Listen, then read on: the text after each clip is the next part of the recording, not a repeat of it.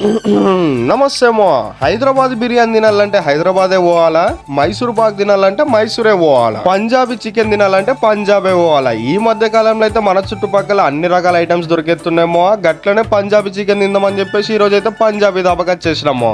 ఈ దాబాలు అయితే పంజాబీ స్టైల్ సీటింగ్ కూడా ఉంటాయేమో. మేము ముగ్గురం వచ్చినాం కాబట్టి నార్మల్ టేబుల్ పైన కూర్చున్నాం. ఈ దాబా అయితే డే అండ్ నైట్ ఓపెన్ ఉంటుందేమో. మీరు ఎప్పుడన్నా ఇందులో ట్రై చేసిండే టేస్ట్ ఎట్లుంటుందో ఖచ్చితంగా కామెంట్ చేయరు. మేము ఫస్ట్ ఇక్కడ ఆర్డర్ ఇచ్చింది వచ్చేసి పంజాబీ చికెన్ మో. Cost 220 rupees. పుల్కా ఆర్డర్ ఇద్దాం అనుకున్నాం కానీ పుల్కా లేవంట. సో తందూరి రోటీ ఆర్డర్ ఇచ్చినాం. ఒక్క తందూరి రోటీ వచ్చేసి జస్ట్ 10 రూపాయలు అంటామో. కర్రీ చూస్తేనేమో కొంచెం ఉన్నట్టు అనిపించింది కానీ మనిషికి 4 రోటీలు లేపు పడేసినామో.